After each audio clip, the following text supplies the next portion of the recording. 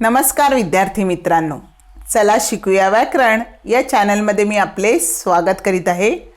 आजच्या या सदरामध्ये आपण कृतीपत्रिकेविषयी सविस्तर अभ्यास करणार आहोत व तिची गुणदान पद्धती कशी आहे हे पाहणार आहोत।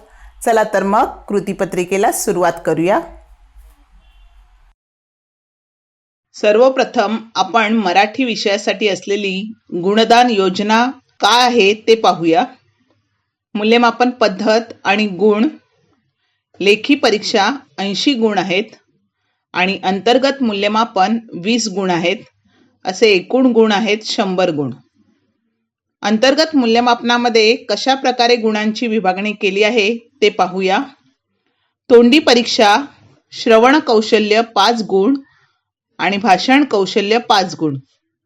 स्वाध्याय 2 स्वाध्याय असतील, स्वाध्याय 1 5 गुण आणि स्वाध्याय 2 5 गुण, असे अंतर्गत मूल्यमापनाचे एकूण 20 गुण आहेत।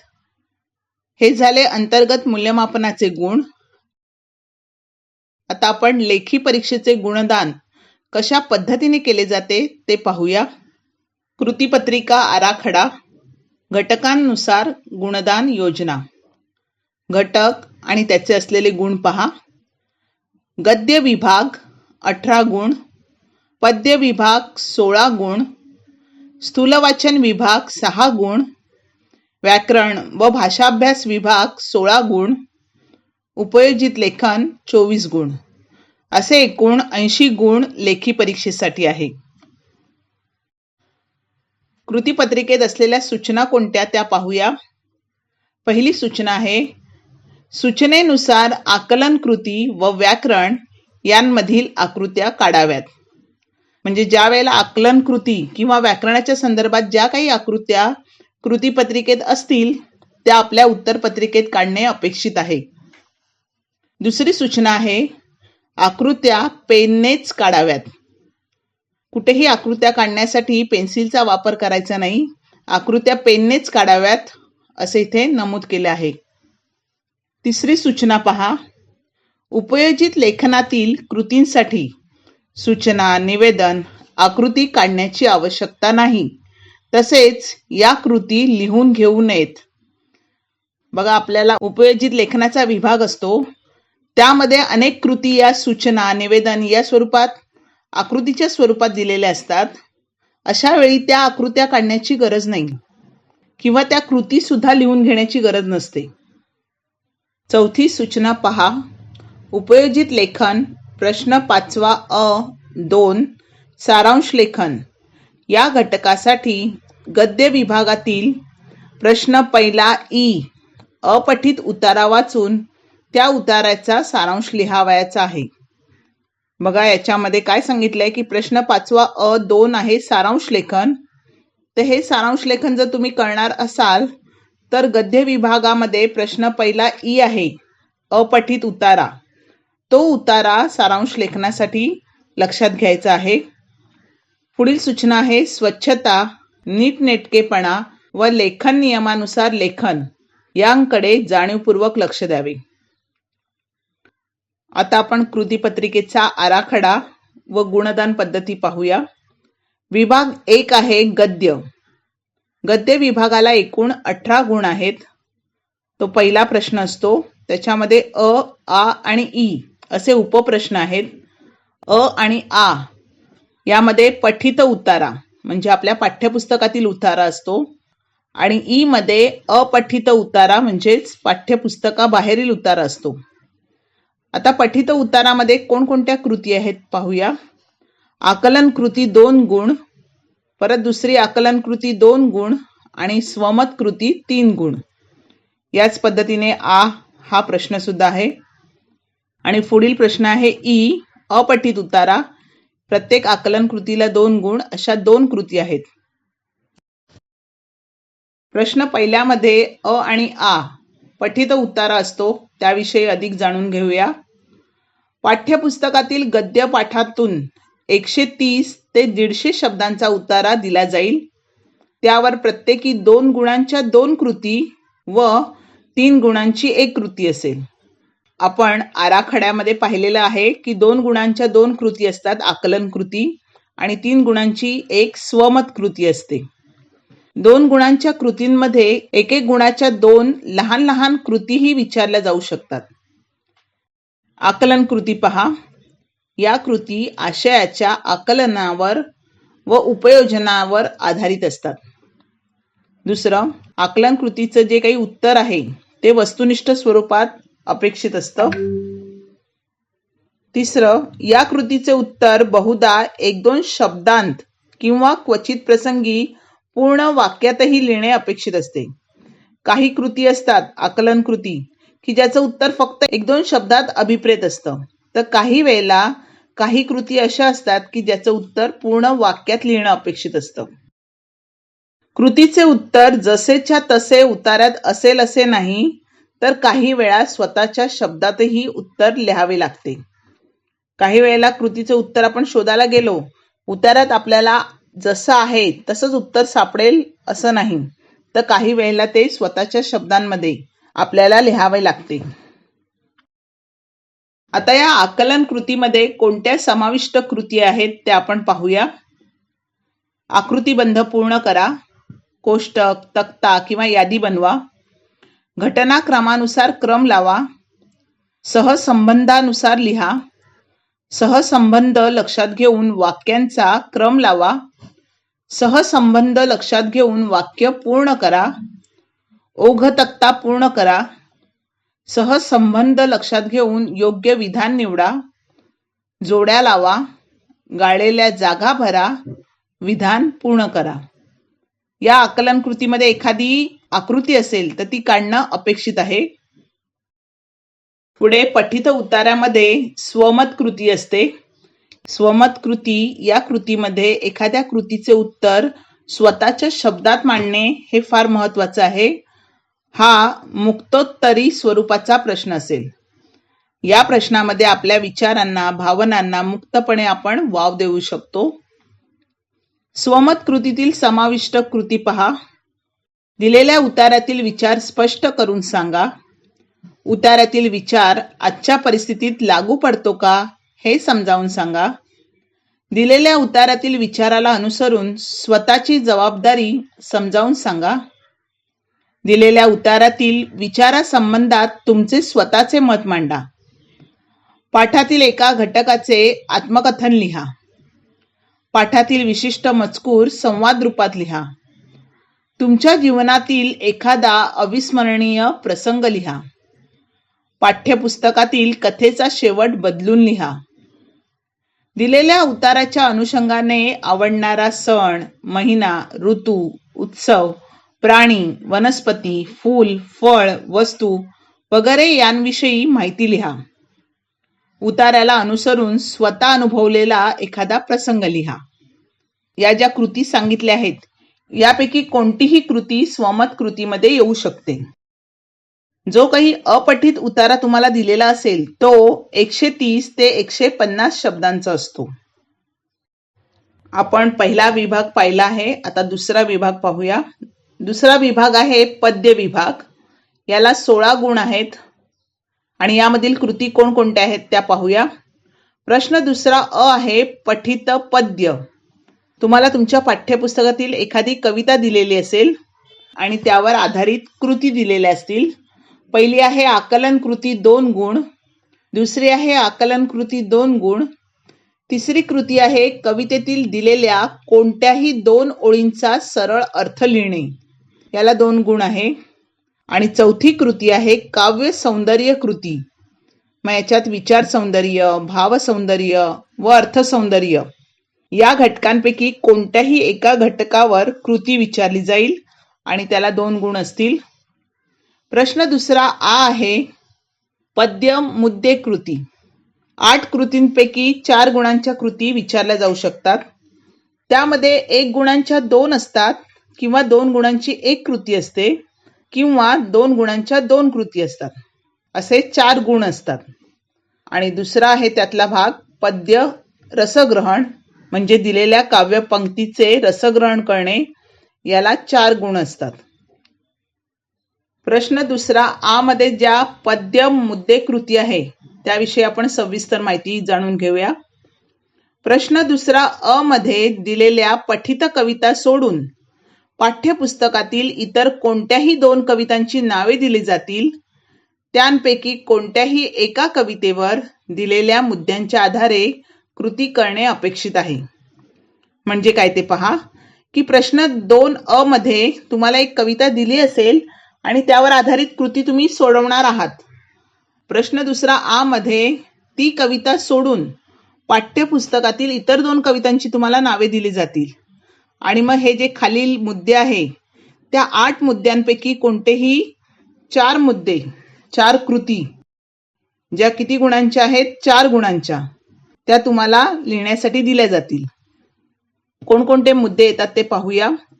प्रस्तुत कवितेचे कवी कवयित्री 1 गुण, प्रस्तुत कवितेचा विषय 1 गुण, प्रस्तुत कवितेतील शब्दांचे अर्थ 1 गुण, प्रस्तुत कवितेतून मिळणारा संदेश 2 गुण, प्रस्तुत कवितेची भाषिक वैशिष्ट्ये 2 गुण, कवितेतून व्यक्त होणारा विचार 2 गुण, कवितेतील दिलेल्या ओळींचा सरळ अर्थ लिहा 2 गुण, कविता आवडण्याचे वा न आवडण्याचे कारण लिहा 2 गुण. प्रश्न दुसरा आ मध्ये दुसरी कृती आहे काव्य पंक्तीचे रसग्रहण. पठित पद्यांपैकी कोणत्याही एका कवितेपैकी रसग्रहणास अनुकूल अशा 2, 3, 4 ओळी देऊन रसग्रहण करा असा प्रश्न विचारला जाईल. रसग्रहण 3 मुद्द्यांना अनुसरून करावे. आशय सौंदर्य, यात कवितेचे नाव, कवितेचा विषय, मध्यवर्ती कल्पना, संदेश, मूल्य, कवितेतून मिळणारा एकत्रित अनुभव हे लिहिणे अपेक्षित आहे. दुसरा मुद्दा आहे काव्य सौंदर्य. दिलेल्या पंक्तीतील अर्थालंकार, रस, विविध कल्पना, प्रतिमा, विविध भावना यांविषयी लिहावे. कवितेचा भावार्थ बारकाईने अभ्यासावा. भाषिक वैशिष्ट्ये, कवीची भाषाशैली ग्रामीण, बोलीभाषा, संवादात्मक, निवेदनात्मक, चित्रदर्शी, आंतरिक लय, वृत्त, नादमाधुर्य, अलंकार या सर्व मुद्द्यांचा यात समावेश होतो. विभाग 3 आहे स्थूल वाचन आणि त्याला गुण आहेत 6 गुण. स्वमत अभिव्यक्तीच्या 3 गुणांच्या 3 कृती असतात. 3 कृतींपैकी 2 कृती सोडवाव्यात म्हणजे एका कृतीला 3 गुण असतात. असे 6 गुण आहेत. स्थूल वाचनातील पाठाला संवादी असे एखादे निवेदन, जाहिरात, बातमी, चित्र, व्यंगचित्र देऊन त्यावर आधारित संवाद, मनोगत, स्वगत वा प्रतिक्रिया लिहिणे अशा स्वरूपात कृती विचारल्या जाऊ शकतात. किंवा दिलेल्या मुद्द्यांवरून टिपा लिहिणे. पुढील मुद्दा आहे पाठातील संदेश, विचार, मूल्य व आशय यांच्या आधाराने कृतीची रचना असेल.